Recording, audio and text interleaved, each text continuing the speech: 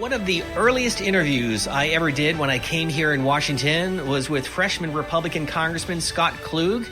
He is joining me from Madison, Wisconsin. He is now the host of Lost in the Middle, a podcast that we'll be talking about. Congressman, thank you for being with us. Good to reconnect with you.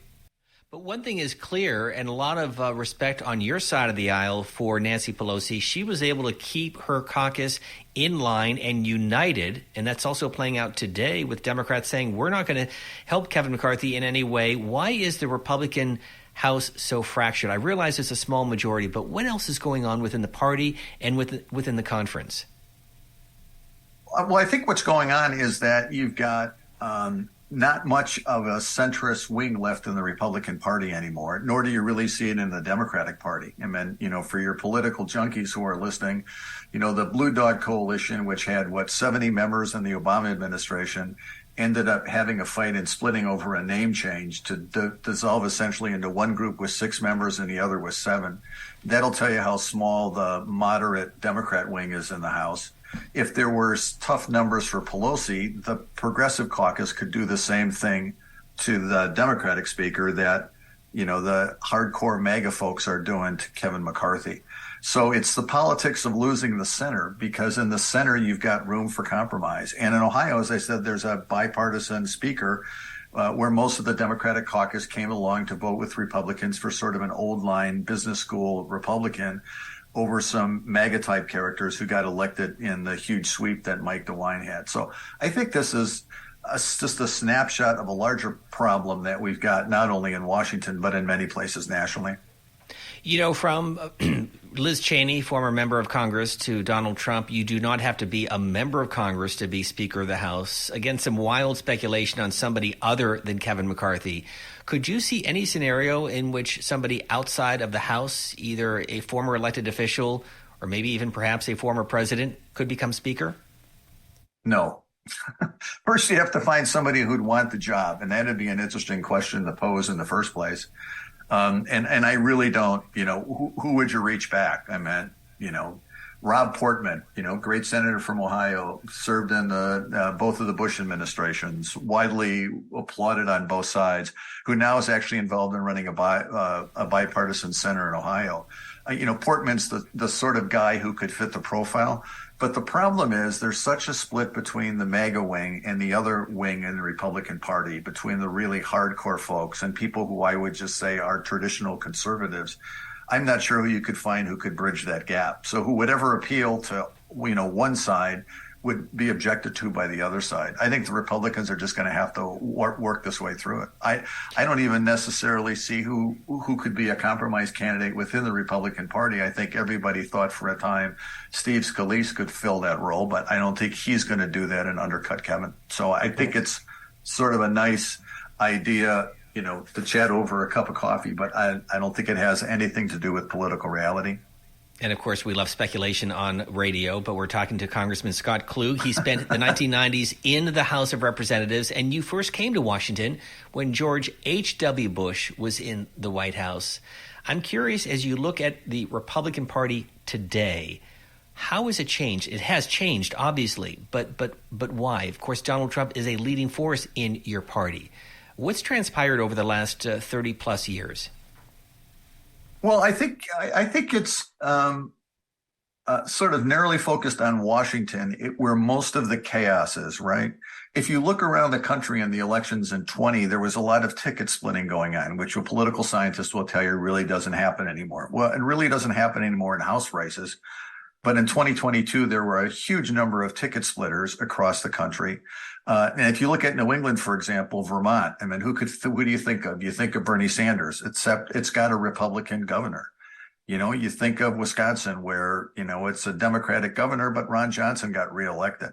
I think out here in the Hastings, there's more room for compromise than I think people do in Washington. And the problem, both philosophically and realistically, is Trump just dominates the headlines. He's great for driving cable TV ratings. He's great for driving the subscriptions in the Washington Times and the Washington Post. It might be a very good marketing strategy for media outlets, but I'm not really sure it's very good for American democracy. So until we can turn that page, I think it's just going to be hard to get things to settle down. If you look in the media, sort of switching subjects on you, I remember when Shepard Smith left Fox News and started a news show on CNBC that just tried to tell facts the way it is. And it lasted, maybe 6 months, and it was off the air. It's the same thing CNN tried to do that got the president of CNN fired. So for now, the media takes everybody down one rabbit hole or the other. People sort of pile in, and who's left behind are about 45% of the American public who consider themselves centrist or moderates or swing voters, however you want to define it. And I think all of us out here, and I know Washington well and still do work there from time to time, I think we're all befuddled by what's happened and find ourselves, completely adrift. Which is why we need more listeners here on the POTUS channel, because we don't go down that rabbit hole. We cover it and straightforward, and we're so pleased to have Congressman Scott Klug. Your podcast, Lost in the Middle. So how did this come about? Well, I'll blame Kevin McCarthy. I meant when the last fiasco went on in January, I had folks grab me in the cereal aisle of a grocery store, in line in a movie theater, saying, what is going on? I meant the Republicans are running around the country banning middle school books, and the Democrats are trying to take the stove out of my kitchen. Who elected these people? So an old friend of mine who runs very successful political websites in the Midwest decided we'd do this. We wouldn't do it without a partner, and we've got a great partner in the American Property Owners Alliance, which is focused on bipartisan issues sort of surrounding land use, zoning, and things like that.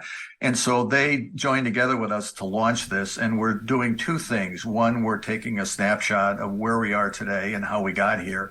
And then also, Steve, trying to tell stories around the country of people who are trying to do things differently and sort of change the current political zeitgeist.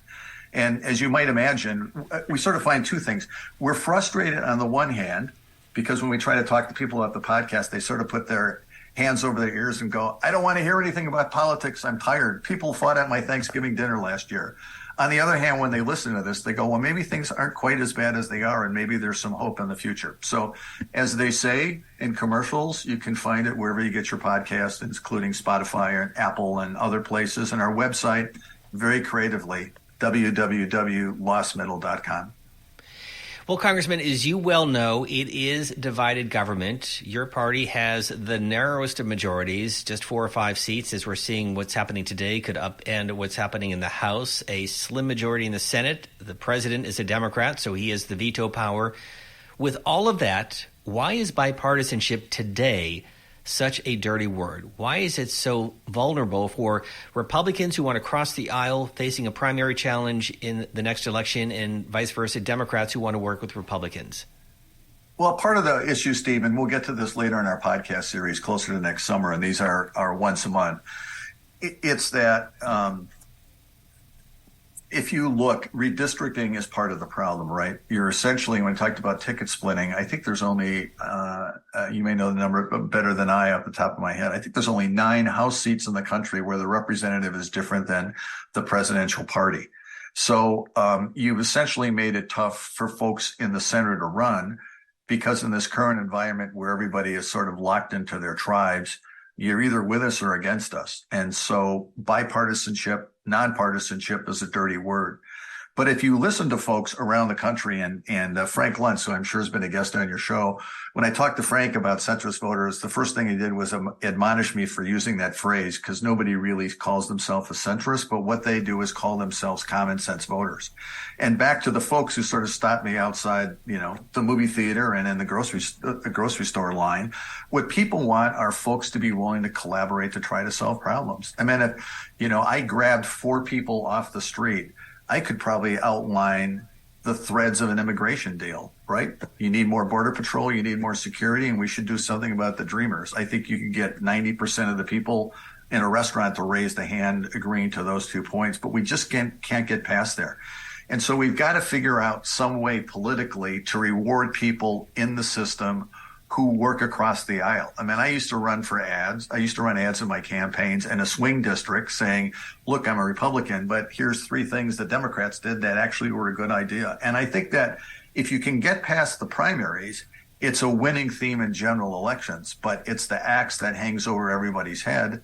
And folks who are in that position, Republican and Democrat, have to decide that they're willing to lose an election based on those principles. And as I said earlier, I think the country really needs it. We're based on disagreements, but we're based on disagreements in a civil fashion. You and I can argue passionately, disagree passionately, fight violently on the floor, and then walk away and have a beer at night. And it doesn't happen that way anymore. Interestingly, we found a different Kevin McCarthy, the interview in our first episode, who's on the county board in Winnebago County, which is Rockford, Illinois, which is a great swing district. It's voted for the winning president 7 of the last 8 elections.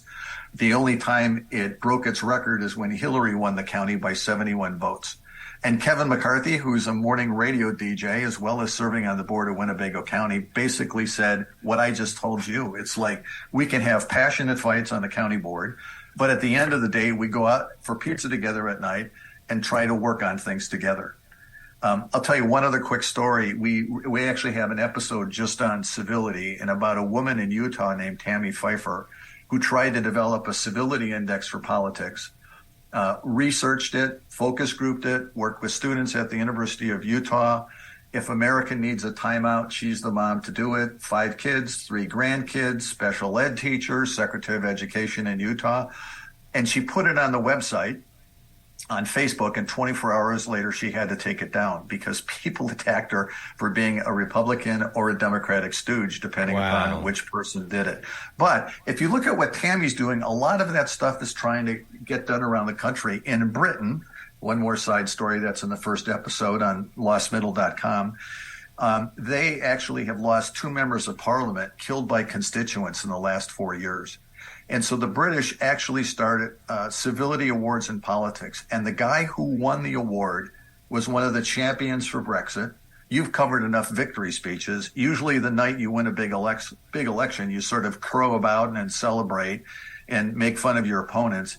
And instead, he stood up and said, look, I realize this is a passionate issue. A lot of people have been hurt on both sides of the issue. I'm going to celebrate at home quietly by myself with a glass of champagne. And yes, I'm going to celebrate, but I'm going to come back tomorrow morning because we all need to work together. When was the last time you heard that speech in American politics? Not for far too long.